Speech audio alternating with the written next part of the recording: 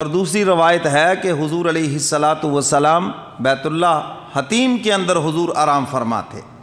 زیادہ مشہور چونکہ ام ہانی کی روایت ہے تو اس لیے میں وہیں سے بات شروع کرتا ہوں۔ سیدنا جبریل امین آئے، حضور اندر آرام فرما ہیں تو اب وہ باہر کھڑے ہیں جی، دروازہ بھی کھٹکھٹایا جا سکتا ہے؟ نہیں۔ آواز بھی دی جا سکتی ہے؟ نہیں۔ فرمایا نہیں، چھت کی طرف سے چلیں۔ حضور فرماتے ہیں کہ میں بین الیقظہ والنوم، نیند اور بیداری کے درمیان میں تھا۔ آپ اس کو اپنی زبان میں کیا کہیں گے؟ کچی دی اکھ لگی سی۔ چلو، تو اس قسم کی نیند تھی کہ کچھ میں بیدار تھا، کچھ نیند میں تھا جی۔ تو میں دیکھتا ہوں کہ چھت کھلتی ہے، میں حیران ہو رہا ہوں کہ یہ کیا ہو رہا ہے۔ تو ایک دم سے جبریل امین اندر آئے اور ساتھ اور فرشتے بھی ساتھ آئے۔ حضور علیہ الصلاۃ والسلام کے قدم مبارک کو آ کر بوسہ دیا۔ سبحان اللہ۔ یہاں پر پتہ چلا نا مقام کا، کہ مقام کس کا بلند ہے، شان کس کی بلند ہے۔ حضور علیہ الصلاۃ والسلام کا مقام، مرتبہ سب سے بلند ہے۔ خالی نوری نہیں، نوریوں کا سردار بھی حضور کے قدم چوم رہا ہے۔ فرشتوں سے بہتر ہے انسان ہونا، مگر ہوتی ہے اس پہ محنت زیادہ ہے جی۔ جب آج ہم کہتے ہیں کہ قرآن میں حضور علیہ الصلاۃ والسلام کو بشر کہا گیا تو بعض لوگ ناراض ہوتے ہوئے دیکھو جی ہیں جی، وہ سمجھتے ہیں کہ بشر ہمارے جیسا ہوتا ہے۔ تو میرے استاد محترم فرمایا کرتے تھے، ہم تو غلاف بشر میں خلاف بشر ہیں۔ غلاف بشر کا ہے مگر اس کے اندر خلاف ہیں۔ بشر تو ہوتا ہی وہ ہے جو بے شر ہو، جس کے اندر شر ہی نہ ہو وہ بشر ہوتا ہے، اور جو شر کا پلندہ ہو وہ شیطان ہوتا ہے، بشر تھوڑی ہوتا ہے۔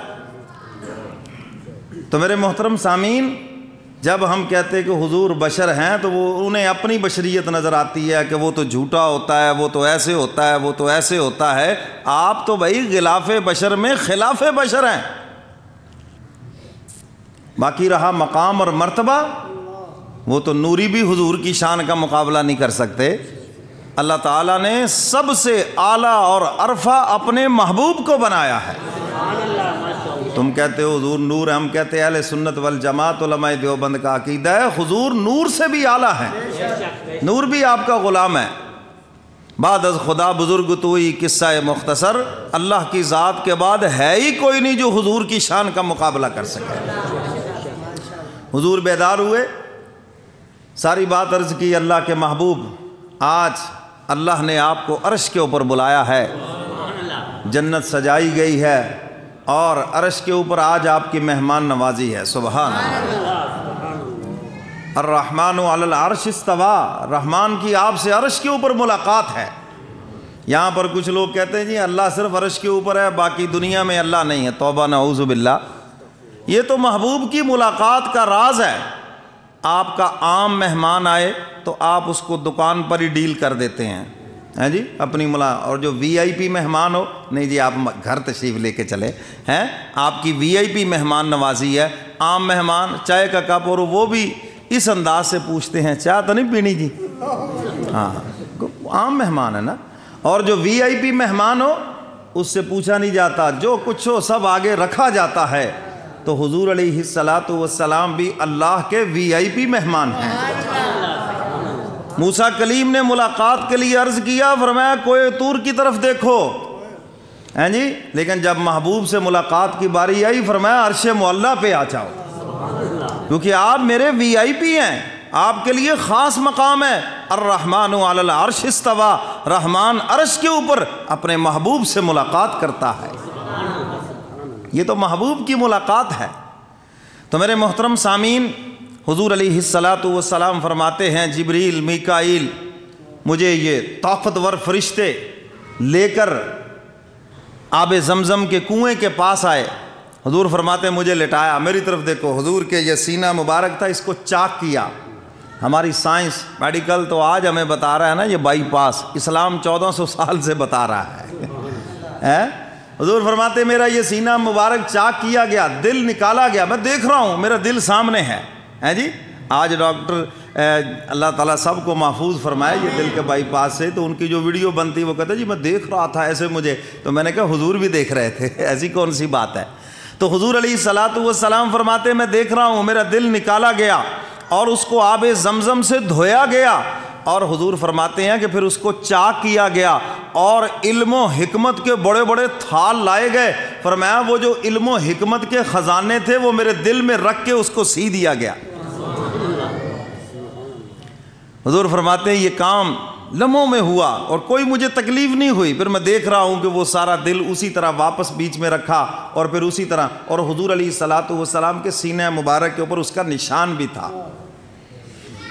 اللہ اکبر۔ حضور فرماتے ہیں کہ میرا سینہ مبارک چاک کر کے دل کو دھو کر اس میں علم و حکمت کے جواہر پارے رکھے گئے اور پھر اس کو سی دیا گیا، واپس اسی جگہ پہ رکھ کر اس کو سی دیا گیا۔ حضور فرماتے ہیں پھر میرے سامنے وہ جنت کی سواری لائی گئی جس کو کہا جاتا ہے براق۔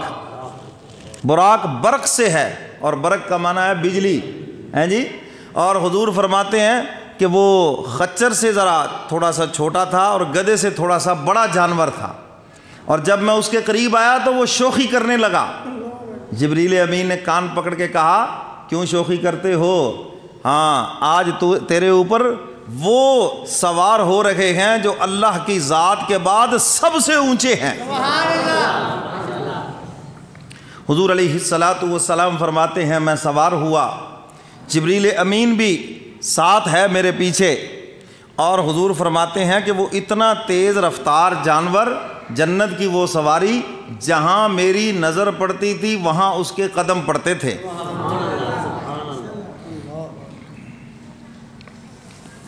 یہ میرے محبوب کی شان ہے کہ یہ جو براق ہے نا جنت کی سواری، جنت میں جتنی سواریاں ہیں یہ سب کی سردار ہے، کیونکہ اس پہ حضور سوار ہوئے، یہ حضور کی شان ہے۔ حضور براق پہ سوار ہوئے، یہ جنت کی سواریوں کی سردار بن گئی اور سب سے آگے نکل گئی۔ حضور حلیمہ کی اونٹنی پہ سوار ہوئے تو وہ اونٹنی بھی سب اونٹنیوں سے آگے نکل گئی، اور میرے کملی والے پیغمبر ہجرت والی رات سیدنا صدیق اکبر کے کندھوں پہ سوار ہوئے تو سیدنا صدیق اکبر بھی انبیاء کے بعد سب انسانوں سے آگے نکل گئے۔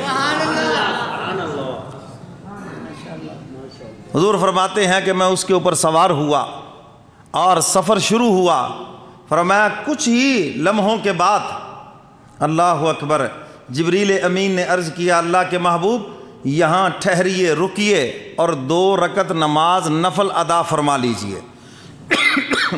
حضور علیہ الصلاۃ والسلام فرماتے ہیں بڑے باغات والا وہ شہر ہے، کھجوروں کے باغات ہیں، سرسبز و شاداب ہے وہ جگہ، مکہ کی طرح خشک پہاڑ نہیں ہے۔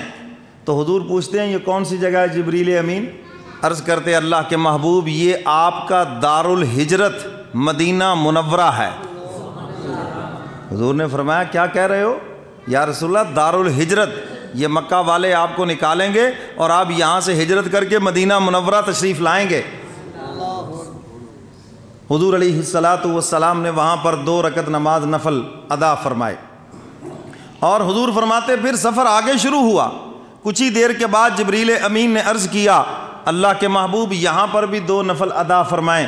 یہ طور سینہ ہے، یہاں پر حضرت موسیٰ علیہ الصلاۃ والسلام سے حق تعالی ہم کلام ہوئے ہیں۔ موسیٰ علیہ الصلاۃ والسلام نے عرض کیا تھا نا مولا میں آپ کو دیکھنا چاہتا ہوں، تو فرمایا کہ آپ پہاڑ کی طرف دیکھیں۔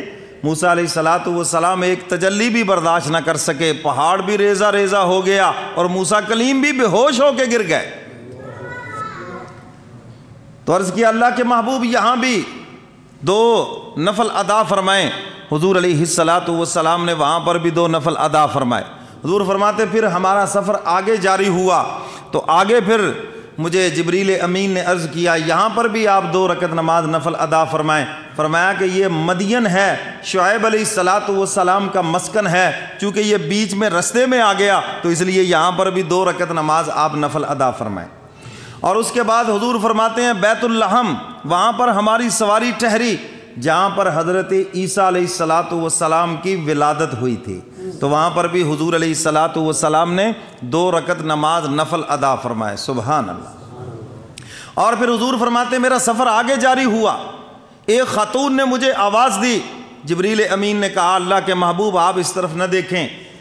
حضور فرماتے میں تھوڑا سا آگے چلا، ایک بوڑھے مرد نے مجھے آواز دی، جبریل امین نے عرض کیا اللہ کے محبوب ادھر بھی نہ دیکھیں۔ فرمایا کہ پھر کچھ لوگوں نے اجتماعی طور پر مجھے سلام کہا۔ جبریل امین عرض کرتے ہیں اللہ کے محبوب آپ ان کا جواب دیں کیونکہ یہ انبیاء علیہ الصلاۃ والسلام کی جماعت ہے۔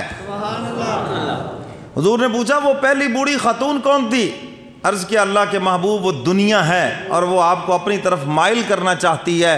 حق تعالیٰ نے دنیا کو بوڑھی خاتون کی شکل میں آپ کو دکھلا کے بتا دیا کہ یہ دنیا بوڑھی ہو گئی ہے اور یہ ختم ہونے والی ہے، اور وہ بوڑھا مرد جو تھا وہ شیطان تھا اور وہ بھی آپ کو اپنی طرف مائل کرنا چاہتا تھا۔ حق تعالیٰ یہ بھی بتلانا چاہتے ہیں ان کید الشیطان کان ضعیفا، یہ شیطان جتنے مرضی مکر و فریب کر لیں مومن کے آگے سارے ہی کمزور ہیں۔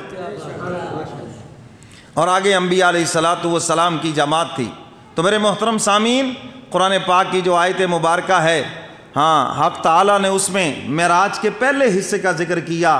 پہلے حصے معراج کو جس کو بیت اللہ سے بیت المقدس تک اسرا کہا جاتا ہے، اور بیت المقدس سے لے کر عرش معلیٰ تک جو آپ کا سفر ہے اس کو معراج کہا جاتا ہے۔